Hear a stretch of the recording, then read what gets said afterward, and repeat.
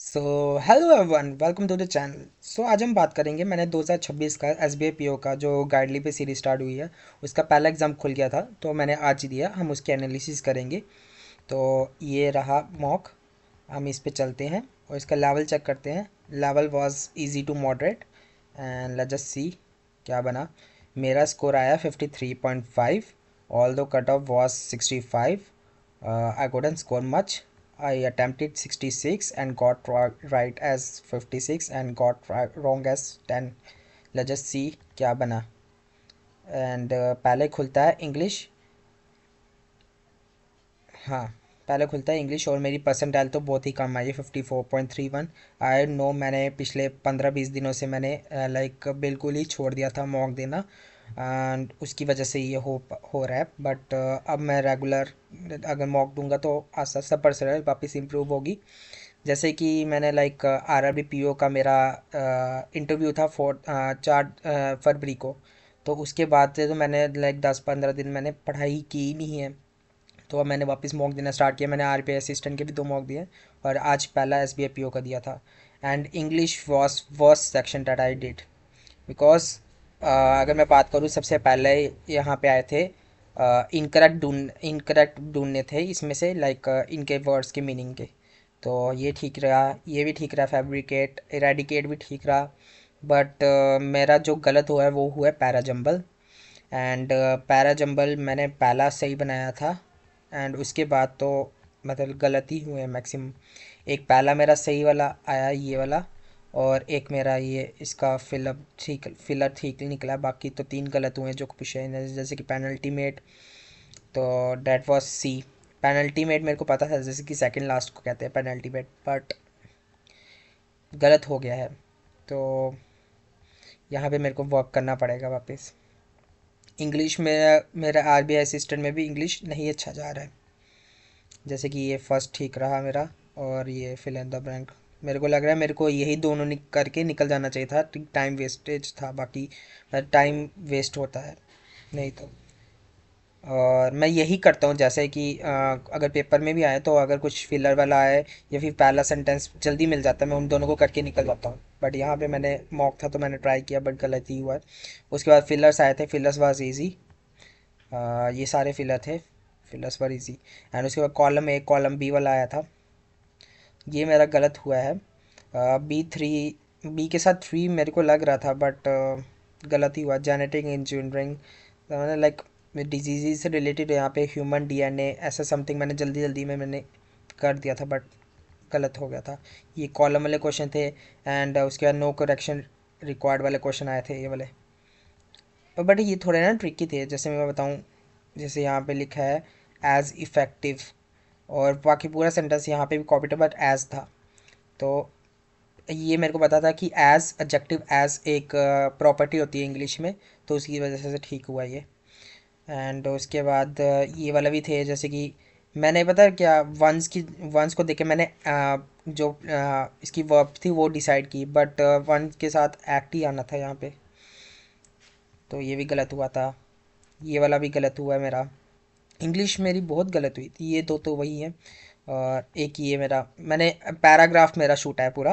Paragraph से मैंने 2 ही question attempt किए थे और एक तो गलत निकला ये।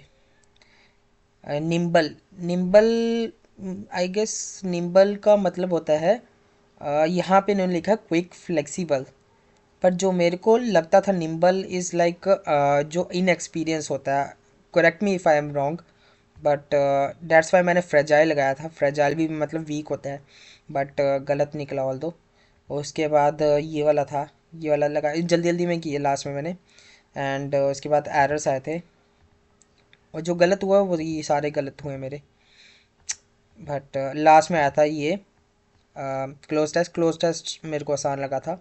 क्लोज टेस्ट जल्दी जल्दी हुआ, जैसे 38 सेकेंड में पहला, उसके बाद दूसरा, ऐसे क्लोज टेस्ट। बट लास्ट वाला मेरे को क्लोज टेस्ट देखने का मौका ही नहीं मिला क्योंकि टाइम ओवर हो गया था। अब क्वांट्स में चलते हैं। अगर क्वांट्स की मैं बात करूँ, यहाँ पे मेरे से एक ब्लंडर हुआ बहुत बड़ा, मैं बताता हूँ आगे चल के। पहले तो आई एक डी आई, और डी आई थी लाइक इसकी ना जो वैल्यूज़ थी थोड़ी अजीब सी आई थी। जैसे कि यहाँ पे 576 डिफरेंस दे रखा था और यहाँ पे ये दे रखा था।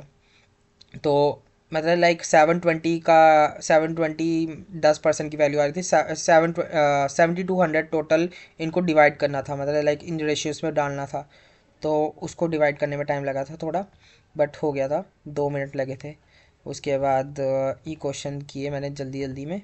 इसके 6 क्वेश्चन आए थे। उसके बाद इसके छः, नहीं, हाँ 6 क्वेश्चन थे। उसके बाद अर्थमेटिक स्टार्ट हुई, मैंने साथ में ही अर्थमेटिक कर दी। देखिए 26 सेकेंड में यहाँ पे हुआ।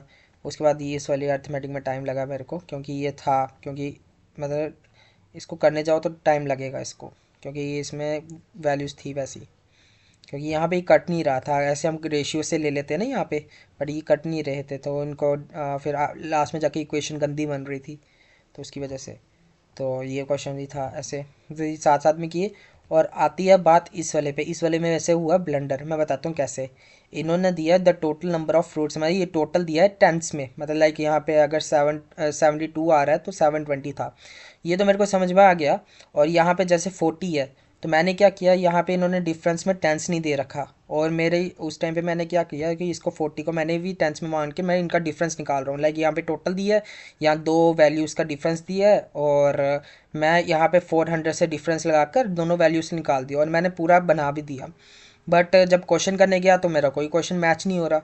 मैंने सोचा ये क्या हुआ है, बट मैं करते रहा, बट ऑल दो मेरा टाइम वेस्ट हुआ। और बट ब्लंडर कितना बड़ा था कि यहाँ पे मैंने इसको 40 की जगह 400 सोच रहा था, तो मैं सबकी जगह ऐसे 10 10 का के कर रहा था, बट ये गलती हुई थी। बट ये क्वेश्चन मेरा मैंने किया, बट ये क्वेश्चन ना मेरी वैल्यू मैच हो गई थी, तो मैंने कर दिया था। ऑल दो मेरे को लग रहा था गलत हो जाएगा, बट ठीक निकल गया। उसके बाद बात आई, एक मैंने ये भी कर लिया था।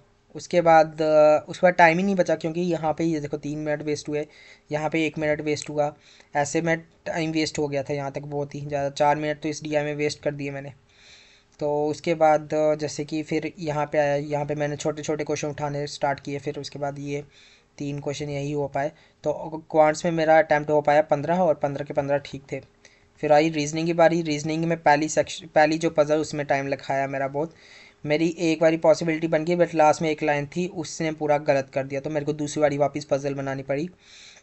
बस बिट ट्रिकी, बट मैंने कर दिया एट लास्ट। एंड ये पज़ल थी, एक पज़ल ये की। उसके बाद स्लॉक्स आए थे, स्लॉक्स भी कर दिए मैंने। उसके बाद एक ये पज़ल आई थी, ये पज़ल को भी थोड़ा टाइम लगा, बट होगी।